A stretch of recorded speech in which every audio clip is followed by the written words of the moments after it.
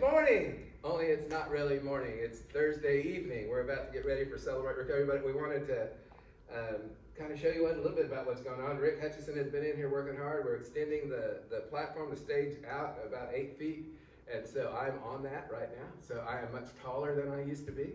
We should be ready to go. We're going to expand the sound booth as well, so there's a lot of things going on as we prepare for our return.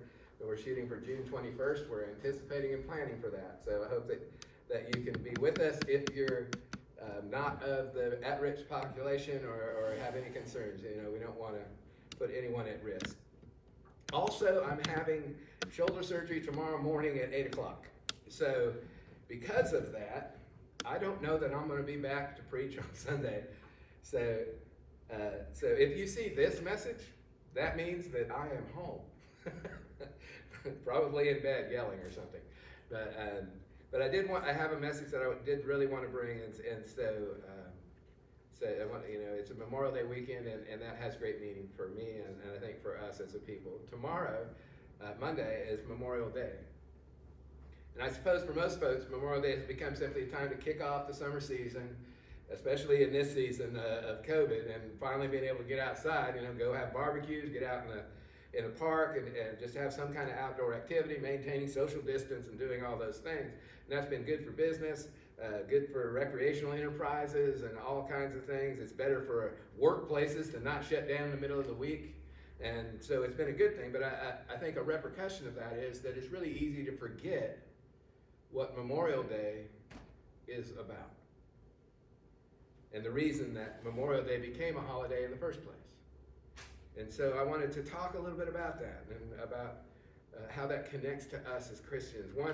Our national observance of Memorial Day dates back all the way to 1868. General John Logan was the commander-in-chief of the Grand Army of the Republic, the Union Army, and he named May 30th as a special day to honor the graves of Union soldiers. General Logan's order was that the day was designated for the purpose of strewing with flowers or otherwise decorating the graves of comrades who died in defense of their country during the late rebellion. Hence, it was also called Decoration Day. There's some disagreement about the original place that this happened, but the consensus now is, and was laid forth by President Lyndon Johnson in 1966, that the official birthplace be Waterloo, New York. It was declared a national holiday in '71. Monday was the official, instead of May 30th, it became the last Monday in May in 1968. So the observance of this day started as a remembrance of those who died in the war between the states. But I think that remembering is really, really important. And I think it's also up to us to teach the next generation the meaning of the day, to learn the history, to learn the sacrifices that have been made for the freedoms that we all enjoy. You'll probably hear several times, freedom is not free.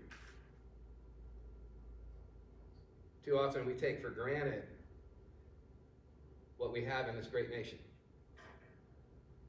And the future of any nation demands that its citizens have a sense of the history of that nation and their place in it. In my own case, it's part of my own family heritage that many served in the armed forces. My dad served at the latter stages of World War II. He was never in combat in World War II. He served in Korea after the war.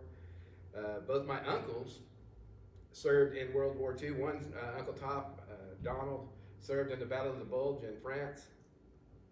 Another, Uncle Bob, was a full-bird colonel when he retired from the military. He lived in Virginia. Had another cousin who was wounded. His last name was Doolittle. I never met him. He was wounded in the Battle of Midway. The family story is, what I was told, is that he was actually injured so badly that they had put him in a pile with those that had passed away, that had died, until they heard him moan, and then brought him out of that. But I never knew him. So perhaps the importance of fighting for freedom in my family heritage makes this day more important to me personally. But the reality is that every citizen in the United States, all of us, share the same heritage, for there are over 655,000 men and women who have died in battle. Over 538,000 who have died from other causes while in military service. Over 1.4 million who have been wounded or injured while serving. It's a high price paid in gaining and preserving the freedoms that we have. It's a high price. Some of that is liberating other nations.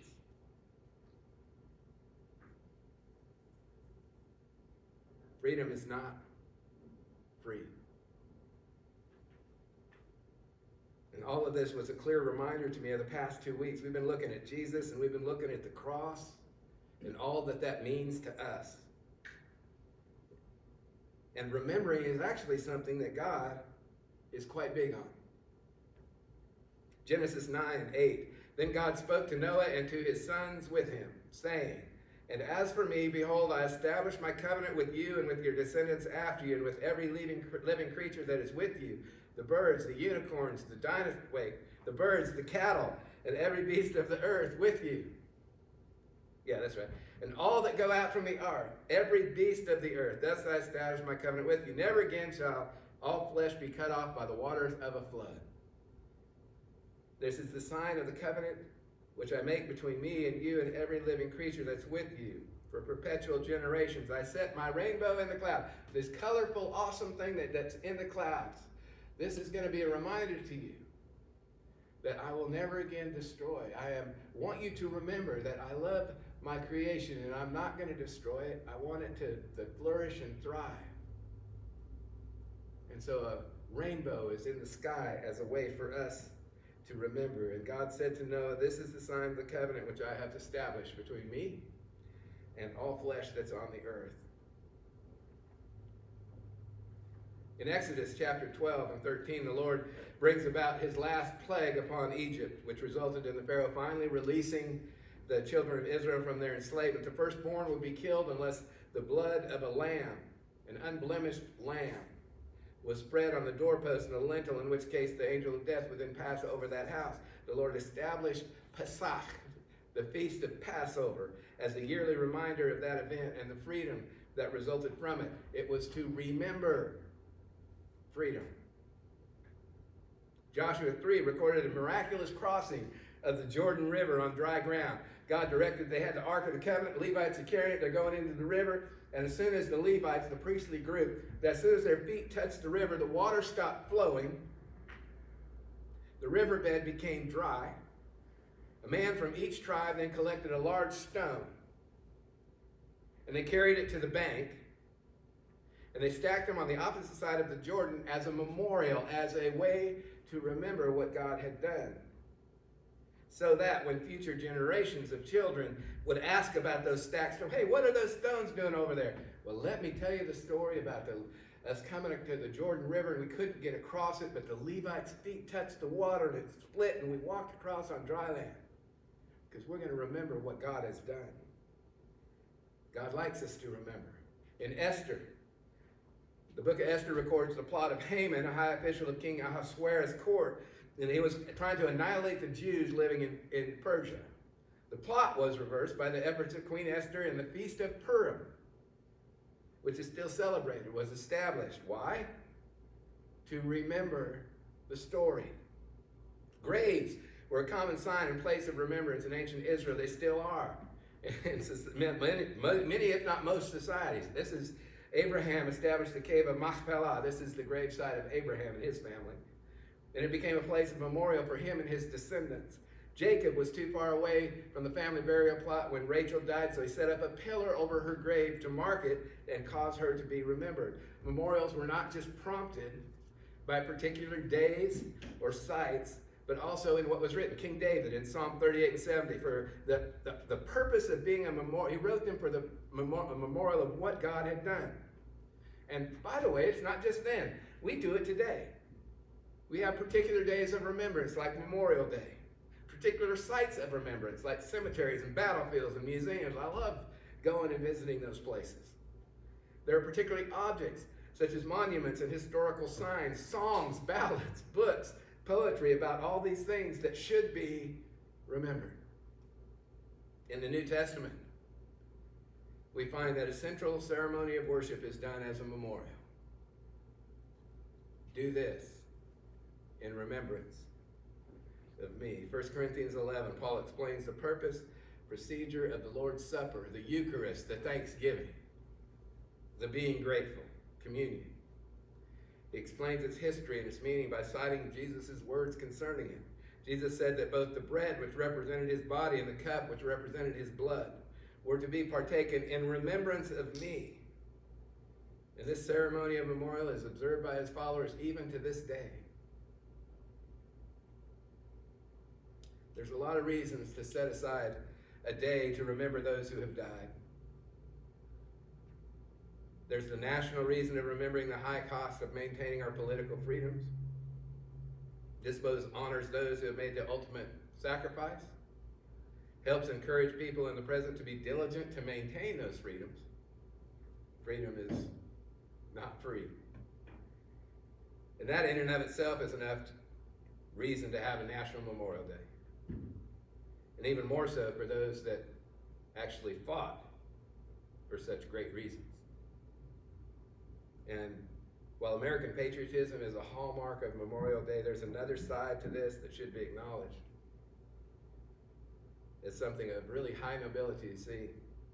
Many of those who died in wars our nation has fought died on foreign soil, seeking to provide protection and freedom for other nations, for foreign peoples. I like history. I've read a lot of military history.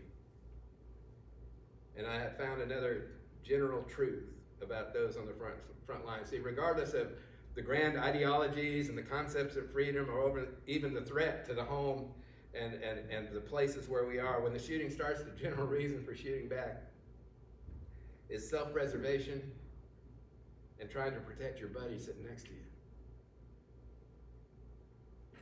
And Jesus himself commended this type of sacrifice in John 15. This is my commandment, that you love one another just as I have loved you. Greater love has no man, no one, than this, that one lay down his life for his friends. The stories of those who have died in demonstrating that kind of love abound. Those who volunteer for dangerous assignments or take up the most dangerous position to give the rest of their unit a better chance. Those who shielded others with their own bodies as bullets and bombs flew and went off. Those who charged an enemy position to try to protect their friends by eliminating the enemy or drawing fire away from their buddies. Those who demonstrated a greater concern for those who they love than for themselves. There may even be those that see this, who are alive today, only because someone else took the hit for you. They paid the price. And it's that reason that the vast majority of those who have done some heroic deed tend to downplay, saying it was just doing my duty. They would do the same for me.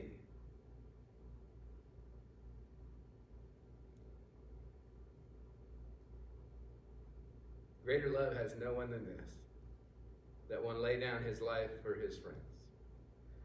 This statement of Jesus is a tautology. It's a proverbial statement of self-evident truth. What's more precious on earth than a human life? There's no material gain, there's no power, there's no position on earth to trade for it, because wealth, position, and power don't matter when you're dead. The value of human life is so high that the value of other things can only be compared to it. And thus Jesus' statement. The great value of a friend is demonstrated when one yields their own life to extend the life of that friend. And such action is generated only out of great love. What's the response of someone who's had someone else lay down their life for them? It's gratitude. It's Eucharist. And that's why Memorial Day has always been such an important holiday among veterans, in particular. Especially those who served on the front lines. The rest of us in the general population will honor and respect and have great admiration, but those who served and those who fought, It's different for them. Many of them personally know the price someone else paid for freedom, sometimes paid for their life. So they desire to remember and honor those who've gone before. And that's our desire this morning, and I hope it's your desire tomorrow. Have fun, but remember. As a country, we remember and grateful for the freedoms we've enjoyed over the course of our country's history, because there are so many who risked it all, so many who paid this price, paid the ultimate sacrifice so that we can be free. And we're grateful for every one of them. We have not forgotten them, and we honor them today, and we will honor them tomorrow and always. As great a love as it is for a man to lay down his own life for his friends, there's one person that demonstrated an even greater love.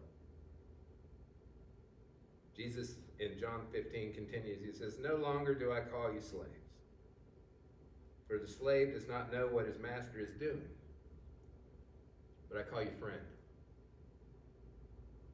For all things that I have heard from my Father I've made known to you. You did not choose me, but I chose you. You appointed you that you should go and bear fruit, and that your fruit should remain, that whatever you ask of the Father in my name, he may give it to you.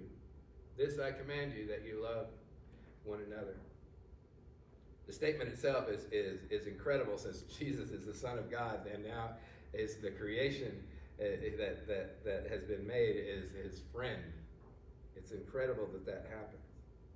We looked at the cross and the price and all of the things that had to happen in order for that friendship to come, that relationship to come together once again, to cross that bridge from sinful humanity to pure God, and that Jesus' cross allows us to be friends, to be close again. We might even understand Jesus dying for his disciples, right? He hung out with them.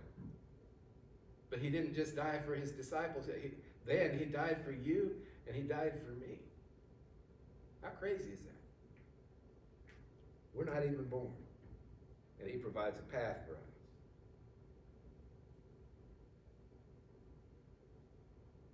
In Romans 5, Paul said, "For one will hardly die for a righteous man, though perhaps for the good man someone would dare to even to die.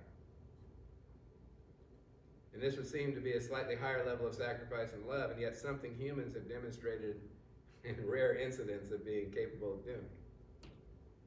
Can there be a love greater than a man laying down his life for his friends? Or someone dying in the place of a good man? Yeah, but no mere human would do so. It took God in human flesh. It took Christ to come, because he doesn't care. He died for all. And this is our Pointe Church, and all still means all. Today and tomorrow, we give special recognition to those who have died for the cause of freedom. What they've done is noble, should be remembered and honored. And we who get to receive those benefits should be thankful, and are.